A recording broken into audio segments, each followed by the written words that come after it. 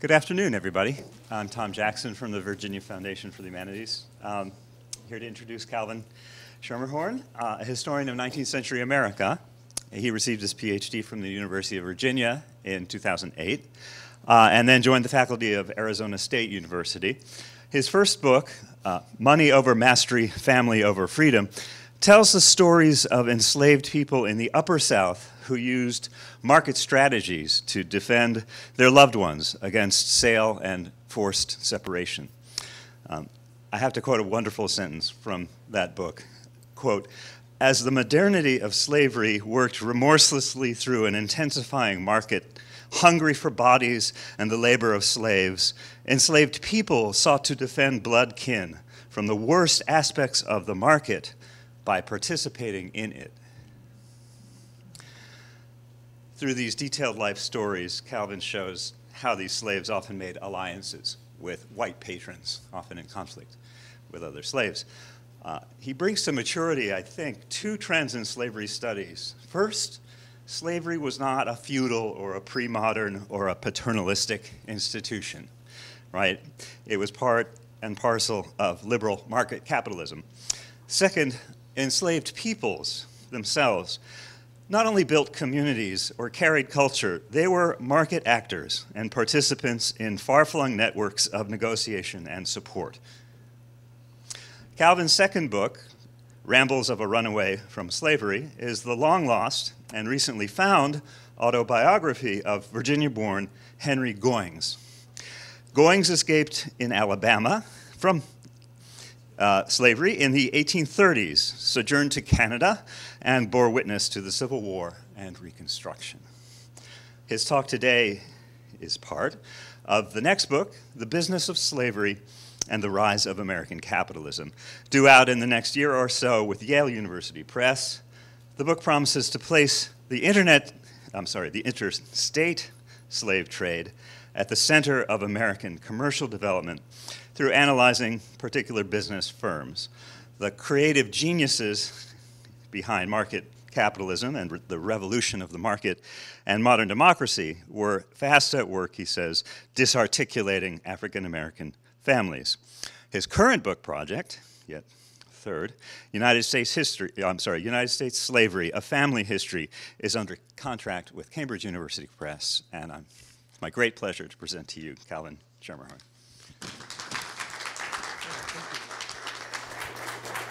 All right. Thank you, Tom. Thank you, Anne, so much for setting this up. Rob Vaughn, my fellows, and everyone who came out to hear me talk. And I know there's a formal question and answer session at the end, but if something's unclear or you want some instant clarification, speak up. It's a small council chamber. So today I want to talk about Samwats. This is the story of an enslaved American who lived 175 years ago. He was quite literally a chained commodity, capital incarnate, but he was also part of a far-flung network of finance. He was part of capitalist development. His odyssey through the United States slave trade illustrates part of the story of the growth the growth and integration of finance between Britain and the United States that made possible advances in agriculture, commerce, and manufacturing. So Samwats's story is not typical, not atypical. It's hard to know. But what he witnessed, the financial revolution that he witnessed, made slavery fantastically profitable to those who held the levers of power and the architecture of the market. And it gave people who would not dream of owning slaves a stake in slavery. It gave a stake to Britons, to northern bankers, to people who you wouldn't ordinarily associate with American slavery. So I want to tell the story of Samwats in three registers: the man, the money, and the credit. So I want to start by talking about Samwats, the man, his own individual ordeal.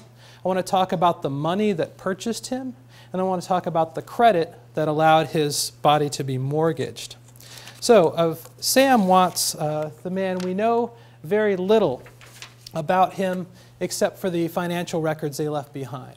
He was 22 years old in 1831, stood about 5'8" tall, had copper-colored skin. If, like most Americans born into slavery, Samwats could name generations of ancestors.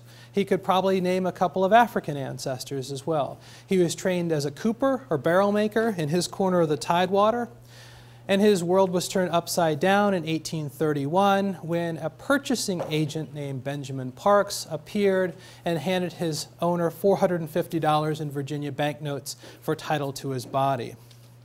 Watts may have had a spouse, may have had children. He almost certainly left behind loved ones as he was taken from his workplace, from his home, marched to Richmond, put in a jail for a few nights. In Richmond, Samwats was turned over to a man named Rice Ballard. He was a purchasing manager of a large interstate slave trading firm called Franklin and Armfield. Ballard transported Watts to Norfolk, Virginia, where he was incarcerated again. Typically in 1830, an enslaved person spent 117 days in jail awaiting transport to the lower South. That cost the owners about $30. It was much more perilous than seaborne transport. Jails were unsegregated. There was children, females and males together.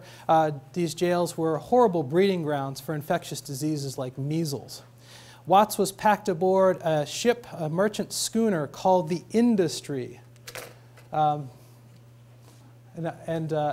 should actually explain these slides. So in the lower right, we have a kind of a receipt showing Watts' sale. He's listed as being trained as a cooper.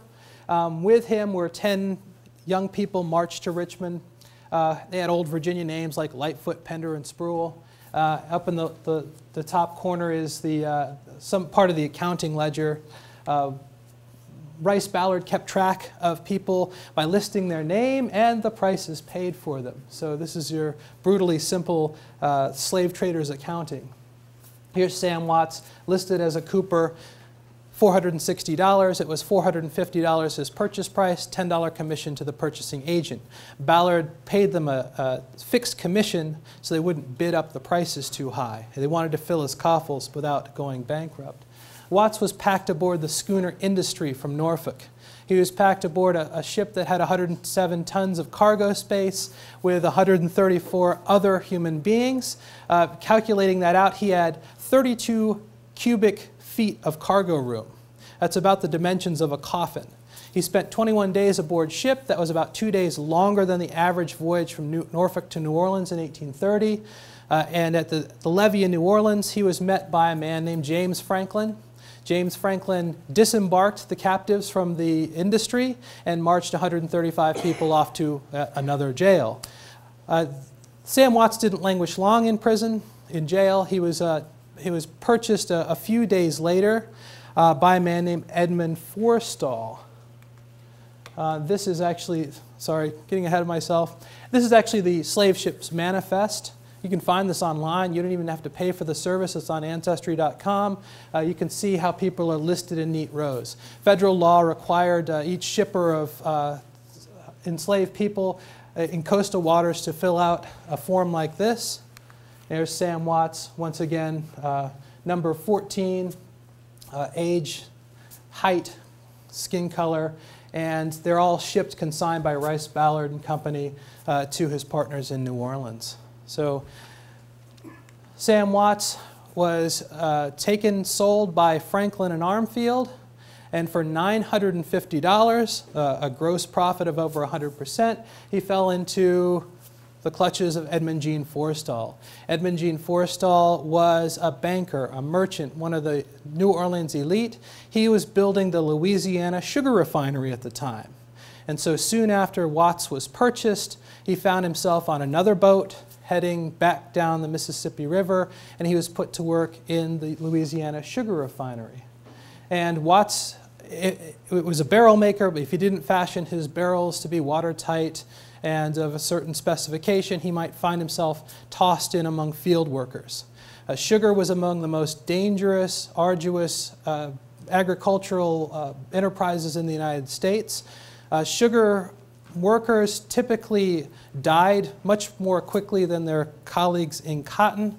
The sugar regions of lower Louisiana and middle Florida tended to kill workers so much so that their numbers were only sustained by resupply rather than reproduction. And it was an incredibly capital-intensive crop as well. So this is the story of Samwats, the man. Now, why were people growing sugar in southern Louisiana? It doesn't grow well there. Sugar is a tropical staple. Cuban sugar was much more, well, it was a better product. Jamaican sugar was a better product. One of the easy answers is that it was federally subsidized. The federal government protected domestic sugar at the rate of 3 cents a pound, which was roughly a third of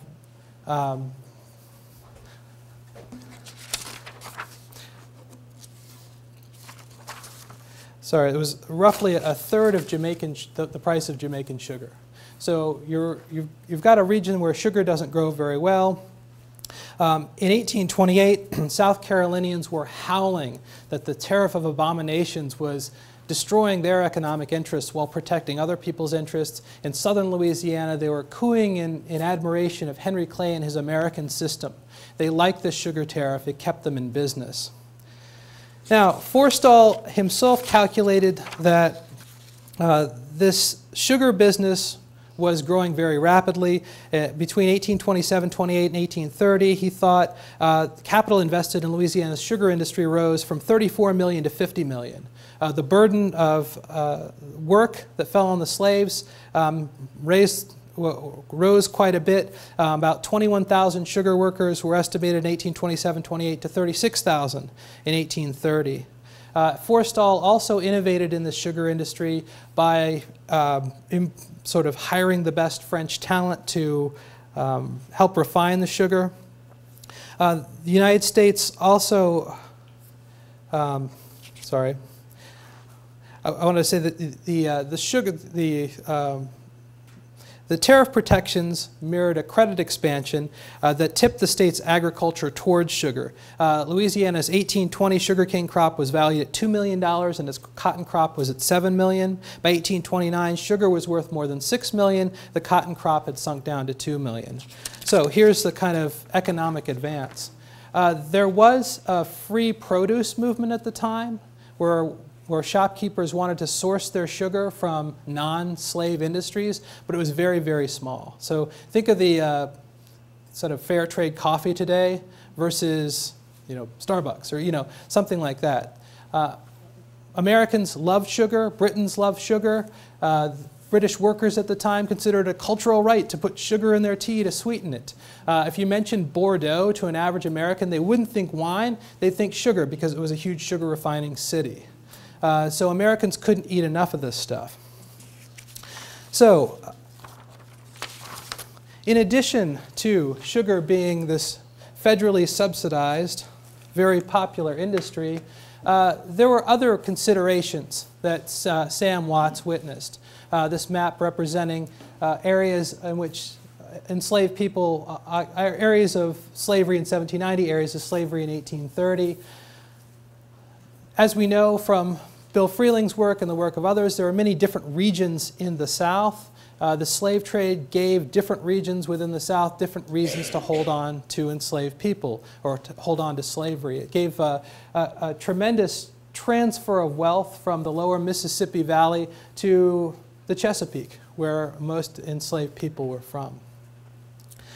The interest was so great, and in 1839 an abolitionist put it this way: the internal slave trade is the great jugular vein of slavery, and if Congress will take the same weapon with which they cut off the foreign trade and cut this vein, slavery would die of starvation in the southern and of apoplexy in the northern slave states. But Congress was going to do no such thing. And besides the sugar tariff, they protected the domestic slave market. If Edmund Jean Forstall wanted to economize in a free market, he would simply hail a slave ship that was going from West Africa to Cuba or Brazil and buy enslaved people more cheaply. Federal law prohibited that. And so he had to buy from people like Rice Ballard, and that gave Franklin and Armfield a comparative advantage. There was other additional federal incentives that increased slavery, and one was the Second Bank of the United States. The Second Bank of the United States, under the direction of Nicholas Biddle, bought bills of exchange in wintertime in the South, where they were plentiful, and sold them in the summertime in New York, where they were scarce. So it actually facilitated a national economy, and I'll get to the importance of that in a bit. So here's Samwats the man. Samwats the money. Now, transporting money was as tricky as transporting captives. And the distance that promised great returns for enslavers also presented obstacles as they tried to remit money. Most money in the 1830s was local. There was no such thing as monetary sovereignty. There was no such thing as kind of a federal paper currency at the time. Few coins circulated, and banks mostly held them to back issues of banknotes. And people used a melange of locally circulating paper. So Watts was bought with the proceeds of slave sales remitted as bills of exchange and banknotes. Recall that Richmond slave trader Rice Ballard was part of this Franklin and Armfield company. One abolitionists looking at their workings referred to it as the slave factory of Franklin and Armfield. They ran a high volume business, shipped and sold perhaps 1,000 captives a year. So in order to buy Sam Watts, Franklin in New Orleans sent Ballard in Richmond $10,000 in cash in June of 1831. Unlike all promises to pay, bills and other debt instruments held their value solely in relation to the confidence in the issuer. But you couldn't just send Louisiana banknotes to Virginia to pay for enslaved people in Virginia because Virginians didn't want them. You don't want to trust a New Orleans banker, to have enough cash when you present the money, present the banknote for silver on deposit. So they took discounts, and banknotes in the early republic was kind of like foreign exchange today. You can't spend Swiss francs in Charlottesville unless the merchant goes, well, I'll give you a percentage off of that. And so this raises the transaction costs. Even if Franklin is taking cash for captives in New Orleans, he can't simply send that cash to Virginia. Moreover, buyers don't want to pay with cash, even in New Orleans. They want to pay with credit, right? We all like to pay with credit. Credit is easy. Credit allows you to pay later. And so the firm faced this dilemma of what to do. Do you insist on cash? You can't insist on gold because nobody's got it. So what they ended up doing was shipping one another bank drafts and bills of exchange. So Isaac Franklin or James Franklin in New Orleans would accept a planter's promissory note. He would go and discount that note at a bill merchant or exchange merchants or a bank and buy a bill of exchange and then send it to Rice Ballard. What's a bill of exchange? It's an order for a third party to pay. And so these bills of exchange circulated as money through the American economy. So by August 1831, Franklin in New Orleans had sent Ballard in Richmond 4 bills of exchange totaling $20,000. Ballard cashed the bills of exchange at his bank in Virginia for a discount off their face value, and that's how he got Virginia banknotes to put into the hands of his purchasing agent. He actually gave Watts's purchaser $5,270 in Virginia banknotes in early August and a commission to go and buy enslaved people. So remittances were the firm's lifeblood, and the money that bought Watts reached Ballard as debt instruments linking East Coast merchants to their New Orleans counterparts. So bills of exchange were more durable over distances than banknotes. They lowered the transaction costs. One of the bills that Franklin sent Ballard was a $2,000 bill on Baki McEvers, a New York commission merchant, shipper, and insurer who sold Louisiana sugar and cotton. Another was drawn by New Orleans cotton merchant Andrew Lockhart on Mackey Lockhart and Company in New York. Mackey Lockhart and Company was a shipper and cotton dealer trading on Broad Street. Another was payable at Foster and Giroud, also in New York City. Foster and Giroud was composed of Andrew Foster and Jacob Post Giroud, a South Street merchant firm that dealt North American cotton, sugar, and tobacco, along with Caribbean and South American commodities like coffee. So all three firms supplied bulk commodities. They all shipped cotton to Liverpool. And so the cotton that would travel to Liverpool through New York traveled a shorter distance in dollars thanks to the links, these bills of exchange that passed among merchants. So for centuries, private bills had been public money. This goes back to 15th century Italy, I want to say Florence, one of these Italian states. This had been going on for a long time. So bills drawn on merchants such as McEvers, Mackey, and Foster were the primary interregional circulating medium. They helped integrate regions of the country, and those who used them as money endorsed the credit of the drawee. So the Second Bank of the United States ensured that this exchange ran smoothly by buying bills in one place and selling them in another. So this is a national economy before you have federal money. So what does this all mean?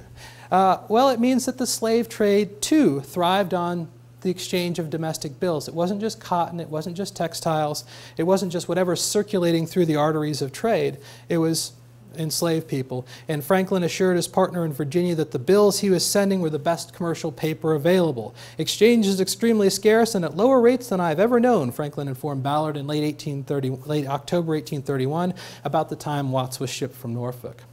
So, paper money propelled the trade, and far from the claim that it was fictitious capital, the trust and confidence embodied in paper money propelled this system. Ballard kept asking for more and more and more remittances as more and more captives were needed, and he got more and more. So, anyway, by 1832, the Franklin and Armfield Company lowered its transaction costs further by actually getting bank drafts from the Union Bank of Louisiana. This bank was founded, ironically enough, by Edmund Forstall, who had bought Watts. And so now we turn to the credit chain, the credit part of the story. The Union Bank and institutions like it were engines of slavery's expansion. They were engines of slavery's expansion because of a great expansion of credit in the 1830s. Forstall knew what most other capitalists understand as kind of an axiom of business, and that is, credit is the most expansive resource in human history. Credit deals with ambition. Credit deals with the future. Credit deals with the imagination. And so Forstall founded this Union Bank of Louisiana, and in November 1832, he drew equity out of Sam Watts's body by mortgaging him to that bank. And here's the mortgage document. So Forstall, his business partners and family members hypothecated, I'll tell you what that term means in a second, Watts, 94 other enslaved people, 1/6 of the sugar refinery and several properties around New Orleans. And they drew that equity out of his body to reinvest in these same enterprises.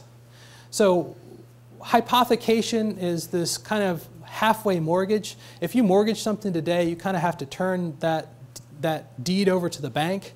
A hypothecation means you just pledge it. So it's almost impossible for the mortgager to know if that, well, there are other problems that I won't get into now. So the Union Bank was what was called a property bank. Most bankers in the early republic did not want to lend on real property or even personal property. They preferred commercial loans. Real property, personal property is risky. So most bankers would prefer to lend to merchants who are already shipping cotton, who are already shipping something real. They call this the real bills doctrine. Property banks were different. They allowed planters to access the credit for which they were voraciously hungry, and allowed them to borrow back half the assessed value of their lands and slaves and buildings. And so this property bank allowed Forstall, the inventor of it, to access this money to reinvest. And so this was part of this great expansion of credit. So we have Forstall leveraging his property to the bank. Now, where did this bank get its money? And this is the You should never say this is the interesting part, because that implies everything else is not so interesting. When Edmund Forstall was developing this bank, he faced some problems of credibility and confidence. So they tried to sell the bonds of this bank to investors. And investors said, we like the 5% you're offering, but a group of cash-starved Creole planters converting uneven mortgages on lands and chattels into a collateral trust didn't generate much confidence. Financial schemes billowing out of commercial New Orleans did not generate much confidence. So when Forstall approached Thomas Baring, a junior partner at Baring Brothers and Company in London, if he'd like to buy some bank bonds from New Orleanians, he said, not without some security. So they offloaded risk. They offloaded risk by asking Louisiana to assume a contingent liability. If the Union Bank went bankrupt, the citizens of Louisiana would pay. Guess who liked this idea? Very few people, right? Why do you want to be on the hook if Edmund Forstall's bank goes under? Well, Forstall had an in with the legislature, and you don't need to know too much about the mythology of New Orleans and Louisiana to know that this got through, and that the state issued these bonds, and Forstall sold them through Baring Brothers and Company. Baring Brothers and Company in London says, we want more assurances that this is good, this is a good investment. We want you to pay the interest in London. We want a favorable exchange rate and some other concessions. Now, Baring Brothers and Company had a correspondent tie to a New York banking firm called Prime Ward King and Company, and so they divided up the issue of the Union Bank, and some of these bonds were marketed through New York to New York and Philadelphia investors. The rest were marketed in Britain and Europe. So now, people who have no interest in slavery have not just a stake, but an immortal promise in these bank bonds. An immortal promise that even if an enslaved person like Samwats dies, becomes incapacitated, even if the sugar refinery burns down, they will get paid. So the money now that travels back across the Atlantic into the Union Bank is lent out to buy more lands and slaves. And this is actually a mortgage-backed security, and we're kind of familiar with that term from the last several years. So initially, this risky scheme becomes a genius, part of the genius of finance. Baring Brothers took a 0.5% commission, the same as it charged its largest American client, the Second Bank of the United States. It gave the Union Bank a 40,000 pound revolving account to cover its exchange business. And so when Franklin and Armfield went looking for credit for their business, they walked into the Union Bank as well. And so the remittances for people like Samwats went through this bank, along with the credit or the equity that was drawn out of his body. So by the end of 1832, the Union Bank reported over $3 million worth of property mortgaged. Its stock was oversubscribed 12 millions by New Orleans citizens and 25 millions by rural borrowers. So this was an important part of this great expansion of credit. This allowed the sugar industry to grow. Now, this is not just a story of doubling down on the same kind of inefficient backward system that's now, the finances of which are now backed by the state of Louisiana. Forstall actually designed a technologically advanced sugar refining operation. One of the reasons why sugar plantations were so capital intensive was that as soon as the cane is cut, it needs to be processed. And the more processing that you do locally, the more value you add, the higher the quality. Cotton can sit in the fields for months and be picked by turns. It can be picked by children. Sugar planters thought they needed adults, preferably males. And the sugar refining required quite a bit of knowledge, technology. So Forstall hired the best French engineers he could to get the latest vacuum processing equipment. And this to the sugar industry was like moving power looms from Manchester to the shores of the Mississippi River. So he's actually adding a lot of value to this product, and instead of taking Louisiana sugar and shipping it to New York or Bordeaux or Baltimore for refining, he's going to refine it in Louisiana and sell it. And so Forstall's refinery did just that. with his brother Placide in New York. He's shipping Louisiana sugar made by Samwats and others to New York and to the Mediterranean for sale. And so Samwats is involved in a far-flung commodity chain as well as being subject to this national and international credit chain as well. So Forstall took quite a bit of credit for the success of this process. So what can we conclude from all this? Samwats' ordeal. So he was at the center of a web of finance that gave Louisiana sugar producers the money, the credit to expand and grow their industry. And on the level of credit, transactions centering on Samwats involved British merchant bankers and European investors buying state securities that capitalized the Union Bank and opened its doors.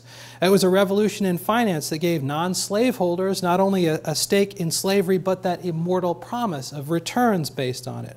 Watts could die, but his mortgage endured.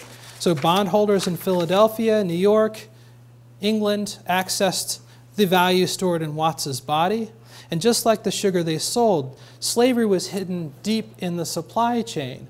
And I imagine most bondholders in England who had one of those, who had a stake in the Union Bank had no idea that at the end of that credit chain were enslaved people. At the level of the firm, Forstall both centralized a processing facility and the bank that financed it. The Louisiana Sugar Refinery gave local planters the ability to refine exportable sugars. The Union Bank extended the credit vital in doing so. So the story of money has a similar geographic reach. It extends far beyond the South.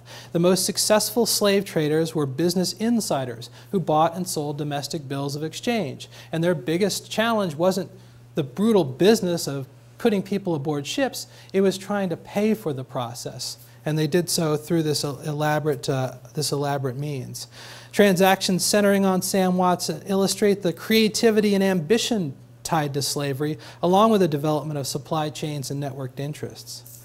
So a related conclusion, the Federal Republic actually slammed on the gas pedal of slavery when it protected sugar, when the second bank performed its exchange function or strategic planning or central banking function, when it protected a domestic slave market.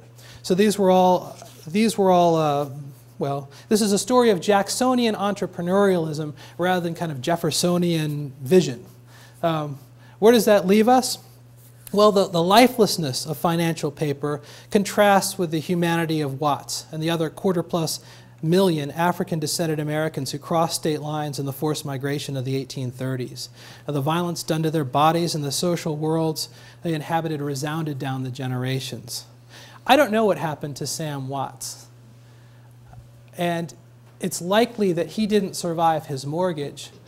But what's pretty clear is to Samwats and everyone else in his predicament, the long arc of the moral universe did not bend towards justice.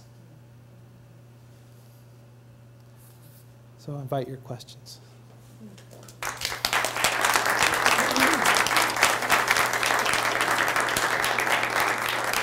Welcome.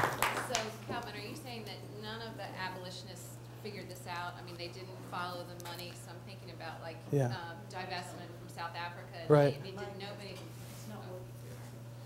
turn it on. So the question is that the abolitionists didn't really figure it out, that they didn't follow the money. To my knowledge, the abolitionists didn't follow the money very well. And here's why. All right, here's a comprehensive answer, right, to a very good, complex question. The stories that they told themselves and one another about slavery excluded this narrative. The stories they told about slavery were stories of personal cruelty, of personal, think about the character of Dan Haley in Harriet Beecher Stowe's Uncle Tom's Cabin. He's not simply a grubbier version of Benjamin Parks or Rice Ballard. He lacked imagination, he had moral hesitation, he was poorly funded and disorganized. I mean, compared to these guys. So if this is your idea of the slave trade, of some reprehensible character that appears on a plantation and asks for his money back in human flesh, I mean, that's a story, that's a tenacious narrative. But they did, I don't think that the abolitionists grasped that. I think of William Lloyd Garrison had a wonderfully elegant and a morally crystal clear view of the world derived from his Baptist background. He didn't know much about commodity chains. So that's a simplistic answer, but I think it's part of that abolitionist imagination. 1 second. I'm curious about whether the investment in these slaves led to any better treatment of them, or were they so expendable that it really didn't matter?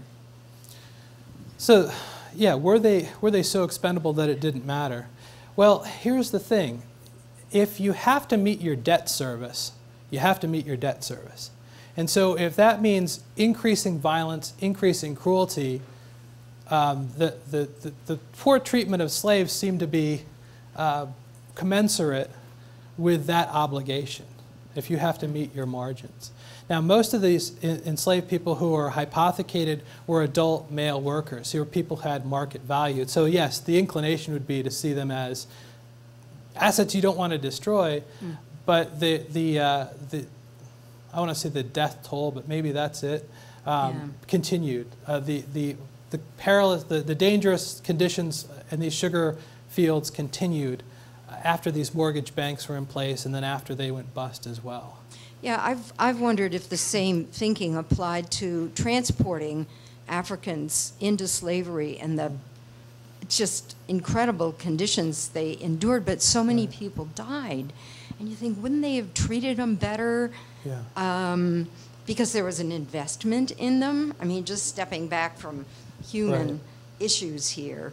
Yeah, no, that's a good question that goes beyond my comprehension of the transatlantic slave trade. In the domestic slave trade, there was remarkably little mortality.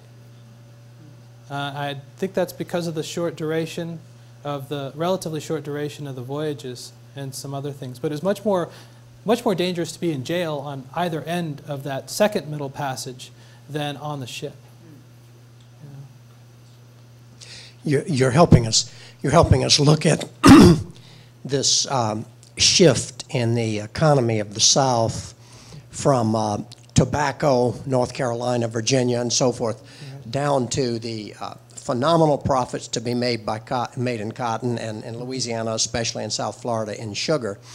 And this is a sort of a related question here. So, in addition to marching slaves south overland or shipping them south by schooner, this demand is going to grow in the 30s and 40s and 50s for more slaves. And of course, tragically enough, you can't breed these slaves fast enough. You can't get this commodity of labor fast enough. So you need people breaking the law and bringing slaves in illegally. Yeah. My question specifically, because I'm writing about the Gulf Coast, is where were the slave import points? Yes, there was a market in New Orleans. I think there was a market in Mobile. Can you tell me of the other coastal import points along the Gulf Coast? And then, by extension, can you suggest where these illegal slave importations were taking place along the Gulf Coast to fuel this crucial need to keep that economy booming in sugar and cotton? Sure. Yeah, there are several good questions there. In addition to New Orleans and Mobile, St. Mark's and Pensacola, Florida. But you'd have... no, okay, so that's another story. Texas, yes. Galveston, Indianola, the entrance to the Brazos River region, and those were, at this time, Texas was claimed by Mexico, and you had a lot of, well, I'll leave Texas aside for a moment, but yeah, by the 1850s there were, late 1850s, early 1860s, there were 2 or 3 remarkable, big incidents of enslaved Africans being landed in the United States. And they accounted for a very small proportion of those people who are landed. And in New Orleans in 1818, there was a scandal. The Cubans were importing African captives like crazy, right, to staff their sugar fields. And so you have a lot of this traffic that's going to Cuba, and the New Orleans buyers wish were, coming to them. And so there was an incident in 1818 when a slave ship landed in New Orleans. And under American law, none of the captives were presumed to be free. If you watch the movie Amistad, that's fiction. Because under American law, any Africans who were illegally landed were still enslaved. They were just enslaved illegally. And so the big controversy was who's going to profit by it. And so they had a race to sell all these poor captives before they died so they could collect the values they could distribute to the customs inspector and the chief of the port and the charity hospital in New Orleans and all these beneficiaries. So there's two answers that may not have addressed your original question, but there's a very small illegal trade by the 1850s. A larger one in the 18-teens, and then to the Republic of Texas. But a small proportion of African captives actually arrived. Interestingly enough, the most famous, perhaps most famous, I don't know, one of the more notable theatrical illegal landings of this was on a slave ship called the Clotilda, and the captives survived into the 1930s, I believe, in Alabama, I think. Clotilda was, I think, 1859. Yeah, right, yes. That's my hometown, Mobile. That Oh, was yeah. the last illegal transship. Yeah, right.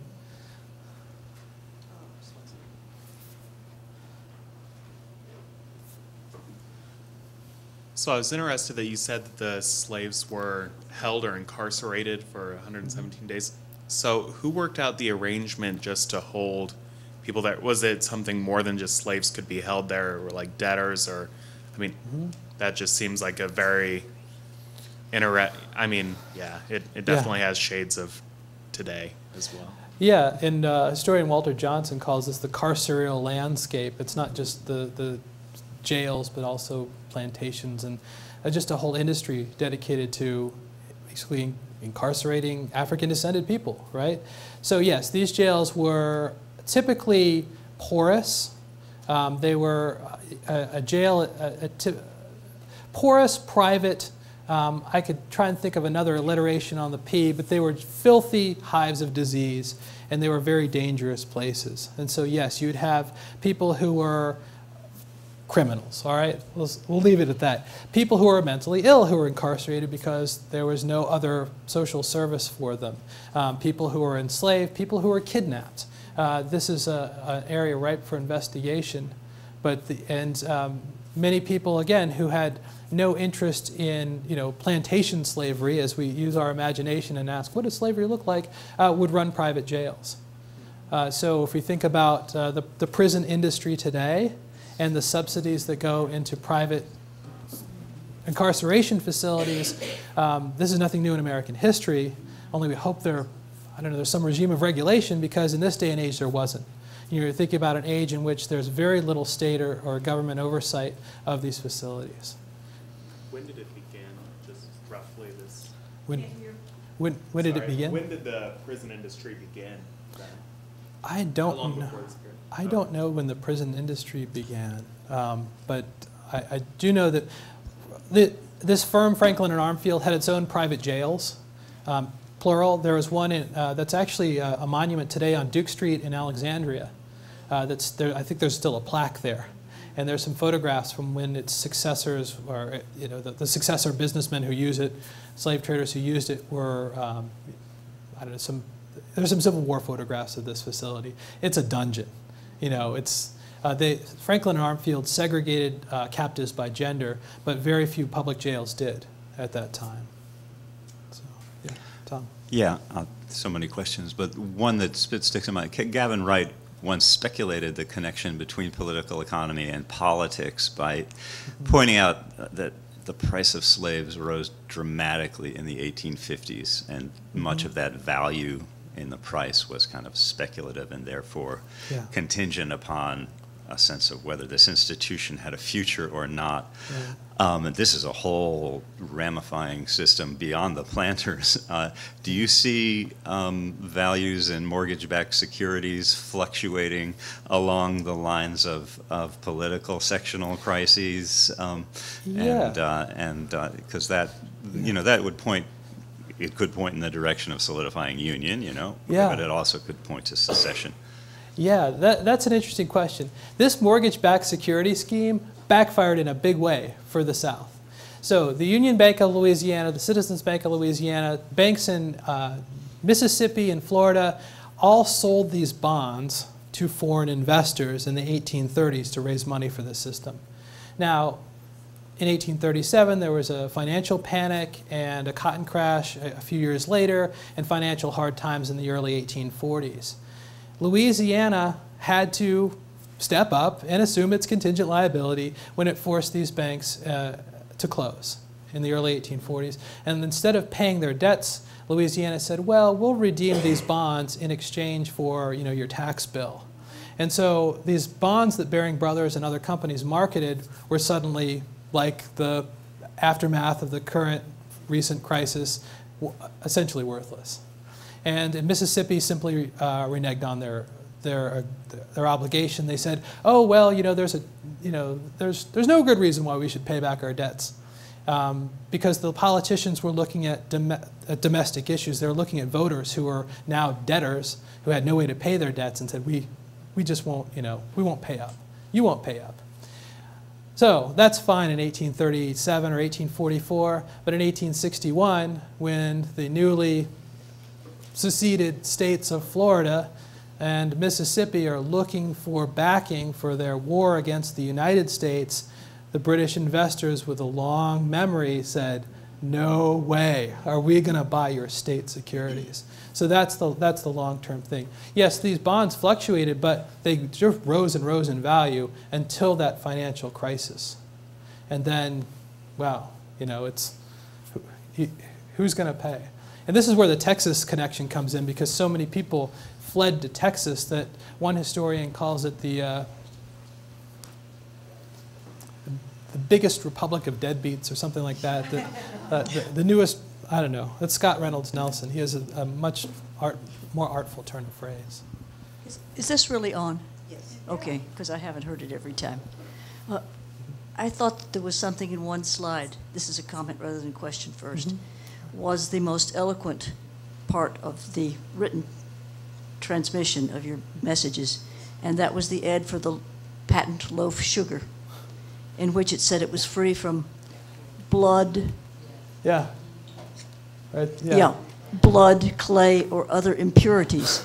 And that Yeah. would be the slogan of any group protesting this sugar. They would pick up on that today.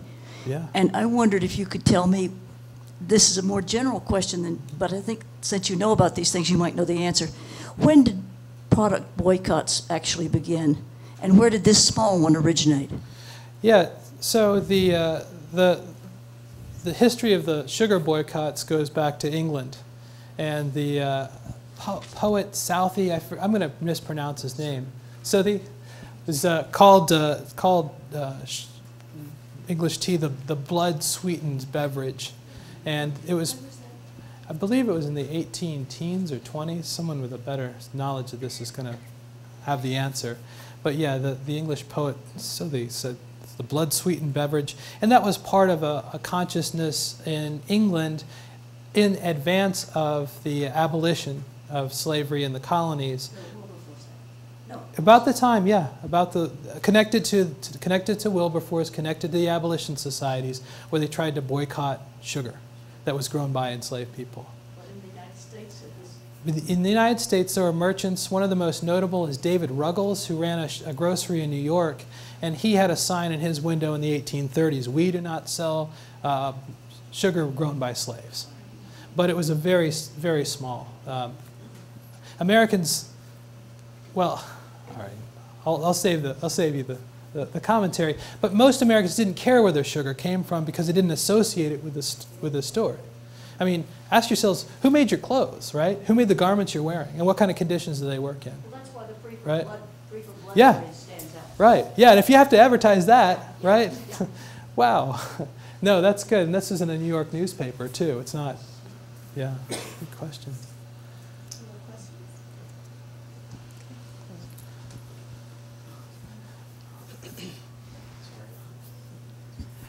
Calvin, I have a simple question, but it may go to your broader financial issues.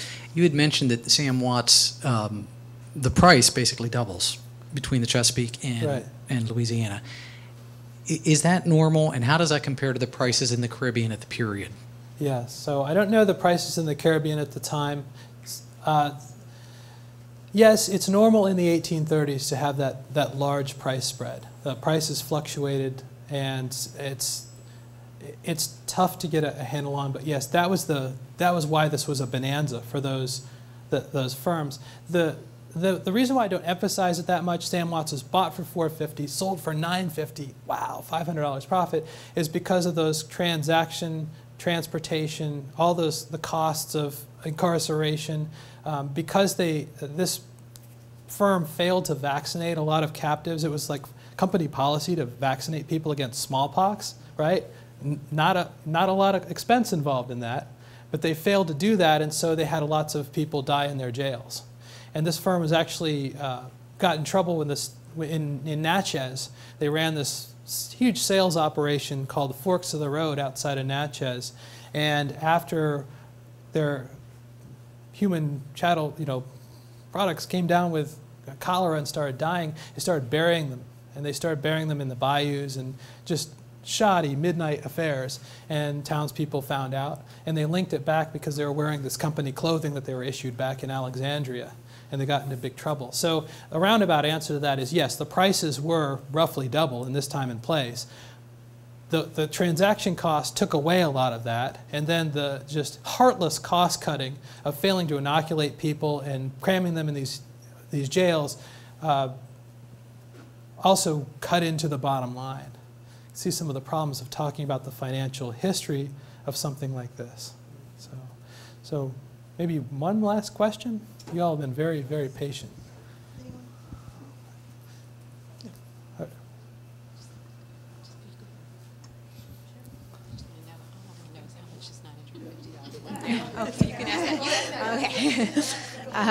All right, I have a poorly formulated question and then a very to-the-point question from Faulkner. But my question is sort of all the talk of the intricacy of this financial system and the demand for labor and how that labor supply is going to happen. And so women were the ones who would make the labor supply, right? Yes. So I was sort of, I just wanted you to speak to that a little bit. Was there do we know that there was an increase in sexual violence? Do we know that there was an increase in birth rates among slaves in this particular time? And, could you speak to sort of the details of that? And I was also interested in the reproductive labor that would have to be part of this system of sugar production, right, in the Caribbean, certainly. And so were female slaves also being transported south to Louisiana to basically make the labor happen, the male labor happen with regard to sugar production? And then Faulkner wanted to know about the increase of the price. Well, no, I just wanted to know how much $450 is worth in today's dollars, or any of this money. In a round number, multiply it by 20. All right, I've tried to research this too, and there's a whole program that'll let you do that, like turn it into $10, and I haven't done that homework. So yeah, it's an enslaved person in this day and age is like buying a delivery truck or a semi-truck today. So it requires a lot of capital outlet investment. I mean, it's not just straight prices, because prices for things rise and fall. So, yes. Can I make one Sure. comment? Yeah. Without getting me off the hook for these good questions. I don't have a very interesting question. I have maybe a question and one comment, one observation, but I appreciate your vocabulary, the vocabulary you use to distinguish property, what was property then, as captive Africans or enslaved Africans as opposed to slaves. It's a small point, but I appreciate that. And the other question that I would have is really not, and as Jennifer just said, it's kind of poorly thought out, but how did educational institutions play into this this whole massive system, this massive economy? What was their role? Because many of them, UVA, William and Mary, owned slaves. What's their role in all of this? And how do you access, not that I necessarily would, but how do you access records and find out about this kind of stuff? Yeah, great questions. All right, so and then I'll get to some of Jennifer's questions. So yeah, there's a professor at MIT, I forget his name, just published a book on the investments, the slave-derived investments that funded Ivy League schools. Greg Wilder, yeah. Oh wow, and yes, and he's delved into that, and that's my little footnote by saying that he knows much more about that than I do. For UVA, I know there's school records, and a lot of undergraduates through the years have actually accessed those records and found out about the people that built the lawn. So those are pretty clear. Without going over time, some tough questions about labor.